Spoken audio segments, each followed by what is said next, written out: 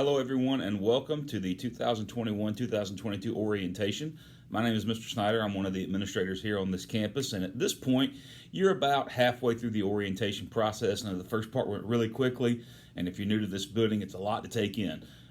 This will be a moment where you can sit back and absorb some information.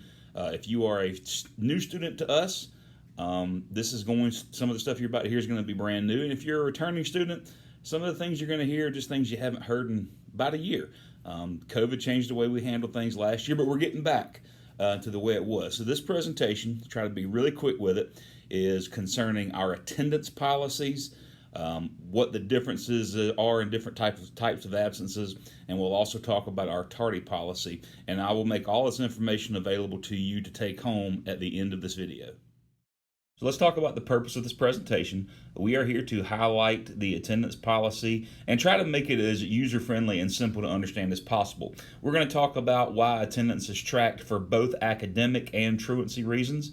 We're going to discuss and differentiate between lawful versus unlawful, which is sometimes referred to as excused and unexcused absences.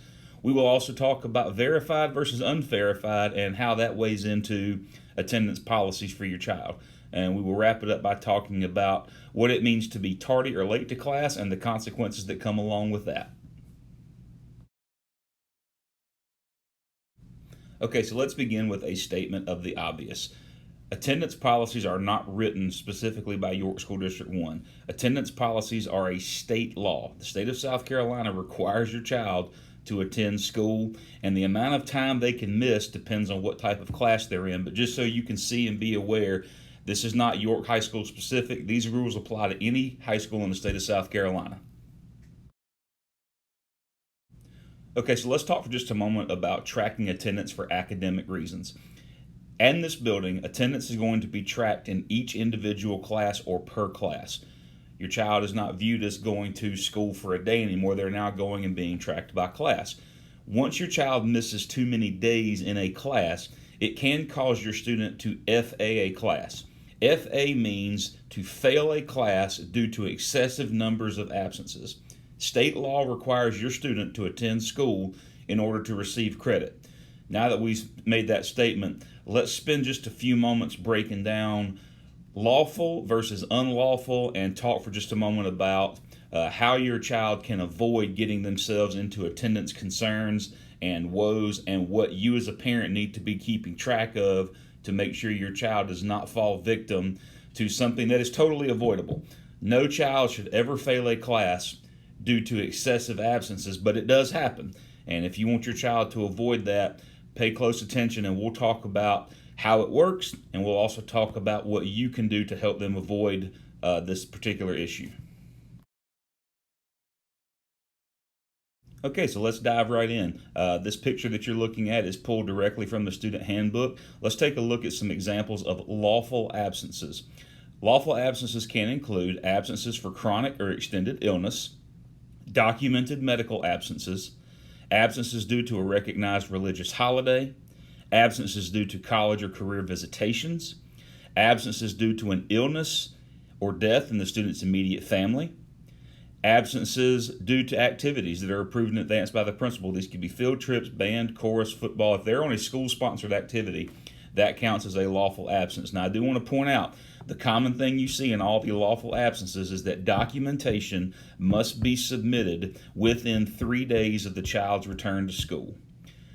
Unlawful absences, as you can see there, are either A, an absence of a student without knowledge of his or her parents, or an absence of a student without acceptable paperwork, but with knowledge of the parents. And we will get into some examples to help you understand that. But essentially, if your kid is out of school and it doesn't fall under one of those 6 lawful absences as a reason, then that will count as an unlawful absence. And once they get beyond 5 of those, that's when they get themselves into attendance woes and have to start talking about makeup school and FAs, but we'll expand on that here in a little while.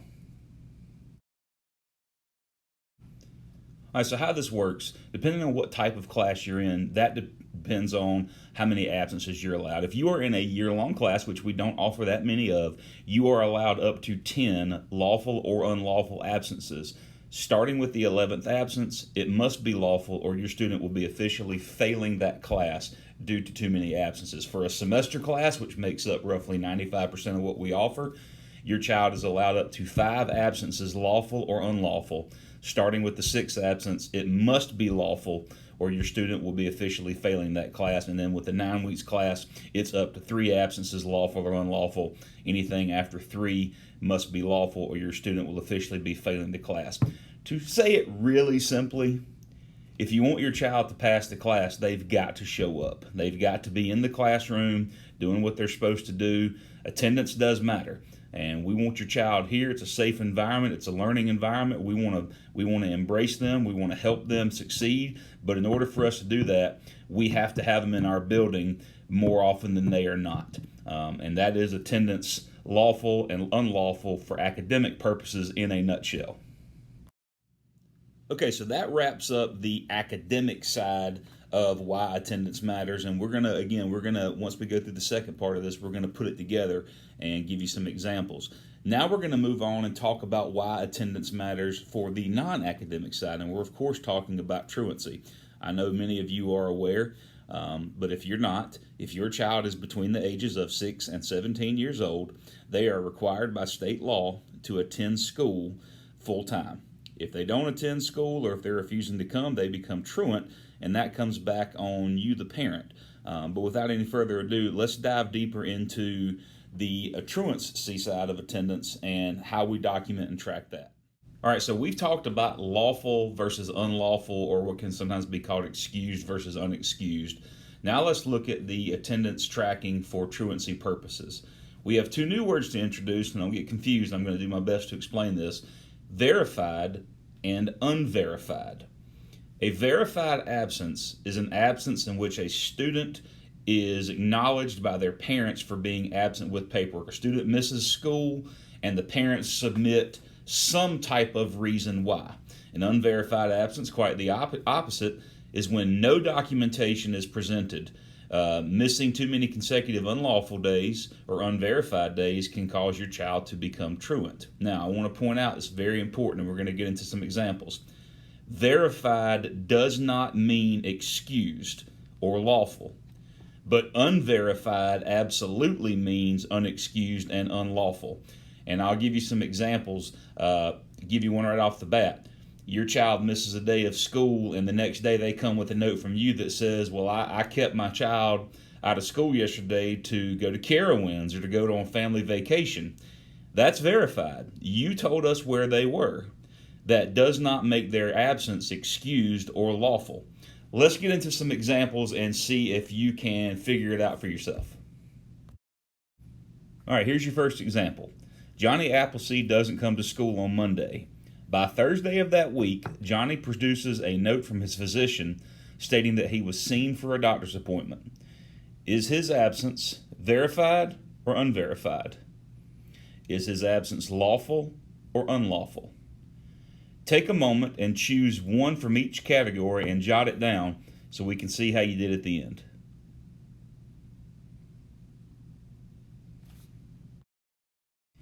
All right, example number 2. Susie Q doesn't come to school on Monday. By Thursday of that week, Susie's mother brings in a note stating that she held her daughter out of school to go watch the Panthers practice at Gibbs Stadium. Susie is a big Christian McCaffrey fan, and her mother couldn't miss the chance to have Susie meet her hero. Is her absence verified or unverified? Is her absence lawful or unlawful? Choose one of each. Third and final example. Cuddy McSkipperson doesn't come to school on Monday. At no point during the next 3 days does Cuddy bring in any paperwork. When the attendance clerk contacts his parents, they state that they had no idea that he did not attend school on Monday and offer no documentation therein. Is his absence verified or unverified? Is his absence lawful or unlawful? Please choose one of each. And remember your answers. All right, let's see how you did. Johnny Appleseed, remember, and I'm summarizing, Johnny was absent on a Monday because he went to see his family physician. And on Thursday, he brought in documentation. Therefore, Johnny's absence was both verified by the paperwork he brought in and was categorized as lawful because it falls under one of the 6 categories of a lawful absence. He went to see a family physician. Johnny is totally okay. Susie Q, on the other hand, Susie Q's absence was verified. Her mother called and said that she held her out to go watch the Panthers practice. However, Susie's absence is unlawful. As much as I love the Panthers, it is not a lawful reason to miss school to go watch a football practice or go on a family vacation or go to Carowinds. It's got to be one of the 6 categories that we discussed earlier. And poor Cuddy. Cuddy's absence is both unverified and unlawful. He missed school. No one provided paperwork, and his parents even claimed that they did not even know that he missed school. If Cuddy does that 3 days in a row for a 9-week class or 5 days in a row for a semester class, Cuddy is going to be turned in for truancy, which is going to get not only him but his parents into some hot water, legally speaking. So you have three different, very different examples here that can show you how attendance is tracked. And to summarize all of that we just discussed about attendance, and I've already said this, but I'm going to say it again. The most important thing to remember is that your children need to be in school whenever and however often possible. Sicknesses happen. Family illnesses happen. We understand. You are given days in your attendance plan to compensate for that. But your children need to be here when they can. It's not only good for their learning, but it's training. We're trying to get these young students ready for the great big world. And in the great big world, you can't just not show up for work. You have to go and perform your job when you get outside of these walls, or it will count against you. Now, speaking of something else that is also training, we are about to transition for just a moment and talk about tardies. We're going to talk about what defines a tardy, and we're going to talk about the consequences that come along with it. It's going to only be one slide. It's very simple. But for some of our students that were here last year, this is going to be a bit of a shock because, truth be told, we didn't really have a way to hold people accountable for tardies last year, but it's something we've always done in the past and something we are going to return to. So let's get right to it and let's talk about it. Okay, so let's talk about what it means to be tardy or to be late to class. On this campus, students will attend 4 90-minute classes per day. In between each class and before first block, we ring bells to signal that it's time for students to start moving to their appropriate class. The first bell that rings signals the end of the previous class. We then ring a warning bell 3 minutes later, followed by a tardy bell at the 6-minute mark. So your children have 6 minutes to get from point A to point B when going to class. If they are unable to do that, there are consequences for being tardy, as you can see on the slide. We start off with something very minor. It's a written warning, followed by a warning and a parent phone call. But then on the 3rd, 4th, and 5th offense, they start facing things like lunch detention and after-school detention, and you, the parents, have to come in and have a conference with the attendance clerk when these things begin to mound up. And I also want to point out that tardies are cumulative. They are not per class, meaning the following. Your child could come to school, say, on a Wednesday and be late to first block and then be late to second block and then to third and then to fourth. And in one single day, your child is going to accumulate the penalties for 4 offenses, the first, second, third, and fourth, because they couldn't get to class on time. I encourage you parents, please talk to your children about the importance of going to class on time and being there every day so that they can avoid this very unnecessary consequence that's easily avoidable if they just get where they're supposed to go. Now, I'd like to take just a few moments to speak personally about tardies, and I'm speaking directly to parents and students at this moment. Towards the end of last year, I had a student who I was speaking to about his inability to get to class on time, and the question he asked me was, why does it matter if I'm late? Haven't you ever been late? Well, the answer to the second question is no, and the answer to the first one is much more elaborate, so I'm going to say it so that all parents and students can hear that are attending orientation. Being on time to class matters for a couple of reasons. One, it's a conveyance of respect. When you show up late to a teacher's class, you are conveying a message that you don't care about what it is they have to show you, talk to you about, or how they intend to help you. Number two, Showing up on time is training. We are training you for a life after high school. Look around the room right now. Let's do a quick poll question. Parents, please help me out by actually participating. How many of you, show of hands, are allowed to show up to work late every day and receive zero consequences for it? Anyone in the room allowed to just show up to work whenever they feel like it? Now, if you're self-employed, I get that. That's one thing. But a majority of us have to be accountable for getting to work on time. And that's what we're trying to convey to these students, to get to class on time. And 6 minutes, some of them will tell you, that's not enough time. I hear that argument a lot. That's not enough time.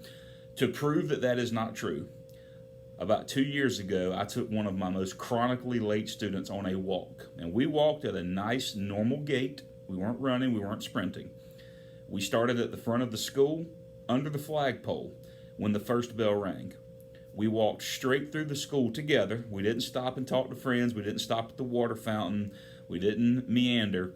And we walked all the way to the 50-yard line of the football field and back to the front of the school under the flagpole before that 6-minute tardy bell rang. And I did that to convey a message. The message is, your children can get anywhere they want to get in this building in 6 minutes if they do it the right way.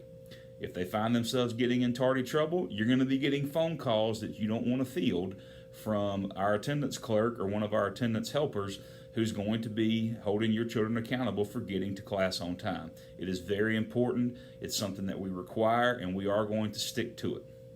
Now, everything we just said I know is a lot. So if you will now turn your attention to the proctor in the room with you, they're going to give you a piece of paper, and on that piece of paper are 2 different QR codes that you can scan with your phone. One of the QR codes, and it's labeled as such, will take you to a Google document that just has the slides that we covered in the presentation.